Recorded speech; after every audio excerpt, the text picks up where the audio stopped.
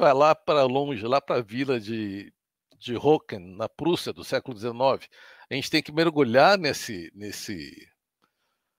novo mundo, novo velho mundo. E Hocken atualmente não mudou muito, ela continua lá uma vilazinha pequena, tá? E aqui está a casa onde Nietzsche nasceu. Filho, neto, bisneto de pastores protestantes, e esperavam que ele seguisse os mesmos passos do pai, do avô, dos bisavós, que nada. Aconteceu justamente o contrário. E já aos 15 anos de idade, Nietzsche escreve a sua primeira autobiografia. Pô, mas é disponível? É disponível, procura o que você acha. Aqui é uma rara foto do Nietzsche sem bigode, muito interessante, né? A gente olha assim, pô, caramba, eu estava acostumado a vê-lo com bigode. Eu também. Aqui uma biografia breve.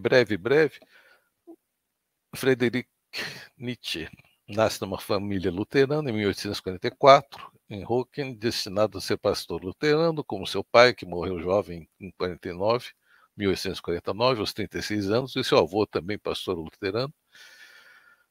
Nietzsche perde a fé durante já sua adolescência e os seus estudos de filologia afastam-no da tentação teológica. Ele vai ter um problema sério com o cristianismo, a gente sabe disso. Durante os seus estudos na Universidade de Leipzig, a leitura de Schopenhauer, O Mundo como Vontade e Representação, vai constituir as premissas de sua vocação filosófica. É verdade.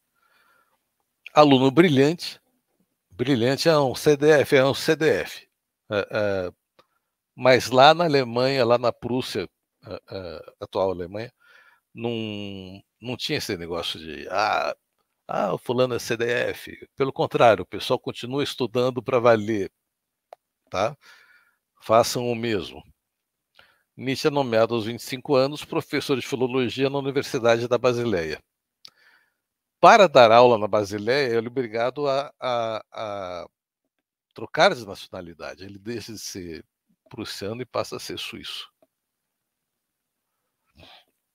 Tem aquela famosa passagem que Nietzsche vai a um prostíbulo e que, ao invés de avançar em direção das mulheres, ele avança em direção ao piano, porque era o único ser com alma naquele lugar. Aqui, essa foto é montagem, né?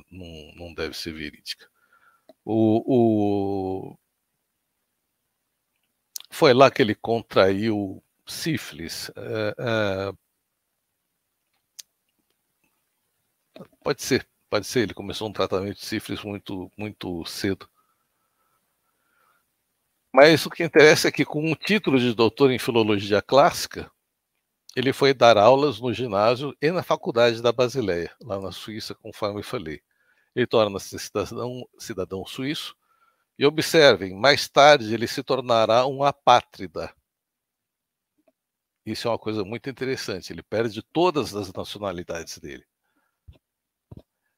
E se a gente parar para pensar assim, no caso do Nietzsche, isso faz todo sentido. A Basileia de Nietzsche ainda era uma cidade morada, bem medieval, bastante tranquila. Aqui já tem uma foto mais recente. E ela é fria. Pessoal, essa foto eu tirei num dia de calor, tá? Então, de um lado a gente tem a Suíça, do outro lado a gente tem a Alemanha e lá no fundo a gente tem a França. É um frio. Eu estava com um amigo que ainda falou: aproveita que hoje tá quente. O que aconteceu é que o meu rosto congelou, eu não conseguia mais sentir o meu rosto, uma dor de cabeça absurda. E aqui está a famosa faculdade da Universidade da Basileia, aqui em amarelinho, que ela fica na beira do rio, só para deixar as coisas ainda mais frias. E é importante, atualmente ela é chamada de Unibasel. é importante frisar o momento, lá do século XIX. Os alemães eram os maiores romanistas, os melhores filólogos, que era a profissão da moda naquela época. Eles cultivavam o passado, criticavam os ideais iluministas dos franceses. Quer dizer, como é que um povo latino estranha a nossa tradição quer nos impor ideais como igualdade, solidariedade, enfim. Não tinha como, né? E nesse sentido, o Nietzsche se aproxima da famosa escola histórica dos alemães. Tudo bem? Deem uma olhadinha na escola histórica, porque ela não é muito explorada. Se você correr para levantar esse material, você também vai achar. Então, vamos deixar claro, os ideais iluministas franceses não chegavam lá, as pessoas não são iguais, as pessoas não são solidárias, elas não são racionais, porque se a pessoa pudesse escolher entre o bem e o mal e escolhe fazer o mal, isso não é uma questão de racional, a pessoa é burra, né? E o livre-arbítrio? O livre-arbítrio esquece, né? A força da história, ela nos impulsiona de forma que a gente não consegue pilotar, como diria o Tolkien, na aquarela. Então, Nietzsche se aproxima muito dessa escola histórica e principalmente na valoração dos antigos, da Grécia Antiga, da Roma Antiga. Mas seguindo o modelo de homem do século XIX, ele acaba se alistando como oficial na Guerra Franco-Prussiana, como auxiliar de enfermagem, cai do cavalo, fica lá pouquíssimo tempo, pega uma infecção intestinal severa, a saúde dele nunca mais será a mesma. Ele fica muito abalado com aquilo com a violência que ele vê na guerra. E vamos lá. E desenvolve durante 10 anos a sua acuidade filosófica no contato com o pensamento grego antigo, com predileção para os pré-socráticos, em especial para Heráclito e Empédocles. E durante os seus anos de ensino, torna-se amigo do Richard Wagner, tá? Expoente do romantismo alemão. Essa relação de Wagner e Nietzsche, a gente vai ver que é uma coisinha bem delicada. Em 1870, ele compromete-se como voluntário, enfermeiro na Guerra Franco-Prussiana.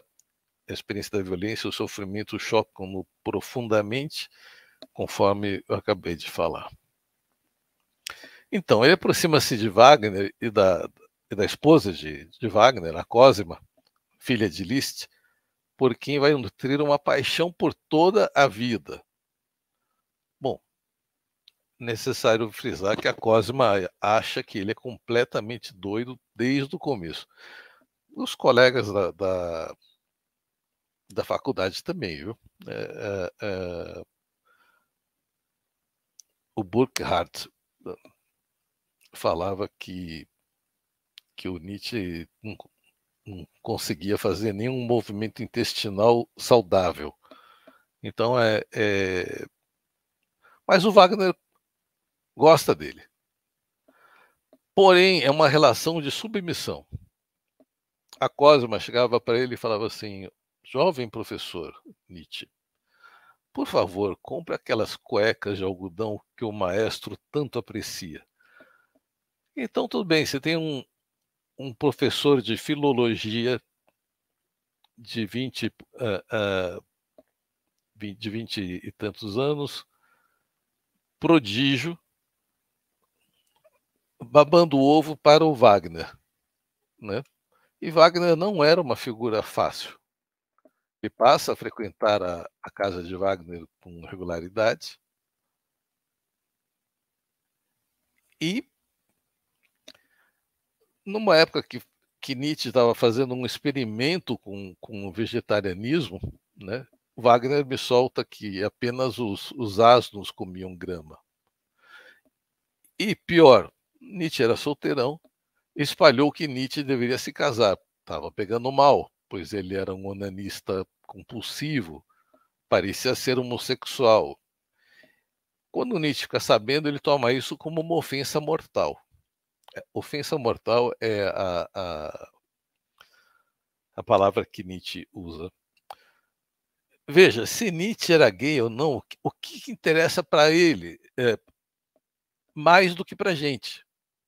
A relação fica tensa. Wagner cada vez mais velho, antissemita, cada vez mais anticristão. Wagner, que foi um pegador de mão cheia, começa a chegar no final da vida, começa a ficar tudo certinho. Nietzsche, por sua vez, começa a se afastar de Wagner devagarzinho. Mas a questão de Nietzsche ser homossexual ou não, como eu disse, para a gente, nós brasileiros, terceiro milênio, é totalmente inócua. Mas para Nietzsche, fosse ele homossexual, não sei, mas se cogita, isso era grave. Em muitos lugares era considerado crime, era considerado doença. Deixou de ser considerado doença no Brasil em 1997, se não me engano. Na Argentina deixou de ser considerado crime também uns 30 anos atrás. Posso estar falhando aqui na memória, porque em números eu não sou muito bom, mas alguma coisa por volta disso. E a gente não pode esquecer o triste destino de Oscar Wilde, que foi colocado na cadeia pelo simples fato de ser homossexual. No caso de Oscar Wilde, nem a palavra homossexual era utilizada, e nem homossexualismo. Usavam crime inominável, né? Crime grotesco inominável, era assim que chamavam, né? Então aí tinha fica essa questão no ar. Lá na Suíça me falaram que Nietzsche era um santinho, mas eu também não sei se ele era tão santo assim. O fato é que em 1876, sob crises morais, essa parada com Wagner, sofrimentos físicos, aquela parada que a Basileia é muito fria, Nietzsche, a convite de uma amiga, vai para Sorrento, no sul da Itália. Então, apenas aos 32 anos, ele vê o mar pela primeira vez. E lá ele começa a sofrer uma grande metamorfose. Então, você imagina um sujeito que todo certinho. Dizem que ele era uma pessoa muito agradável, uma personalidade extrovertida, mas que vivia dentro de uma camisa de força social que era aquela vida acadêmica, né? E quando ele vai para o sul da Itália, ele fica maravilhado, né? Ele acaba abrindo mão dos seus escritos sobre metafísica artística, alegria e sofrimento como o uno primordial, e passa a estudar ciência e história, e começa a escrever um livro de virada, que é O Humano Demasiado Humano. Aqui tem início o Nietzsche filósofo, com certeza.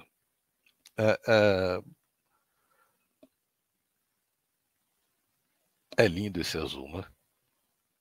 Também encantou Nietzsche. Ele ainda vai tentar voltar para Basileia, mas ele não dá certo, ele acaba pedindo um afastamento, ele consegue um afastamento remunerado, e como a moeda suíça valia muito mais do que a moeda italiana, ele acaba se dando bem com isso. Da sua janela, Nietzsche enxerga a ilha de Ischia, o Vesúvio, vai para Capri, vai para o carnaval em Nápoles, abandona a carreira de professor e torna-se filósofo errante. Filósofo errante é uma expressão que o Kurt Paul Jans usa, mas para Domênico Lossurdo, ele fala: Nietzsche vira vagabundo. Não é vagabundo, pelo amor de Deus. O cara começa a escrever maciçamente. Mas vamos perceber esse material de filologia maravilhoso que Nietzsche deixa para trás e vamos começar a ver esse material de filosofia que Nietzsche passa a escrever de uma forma única.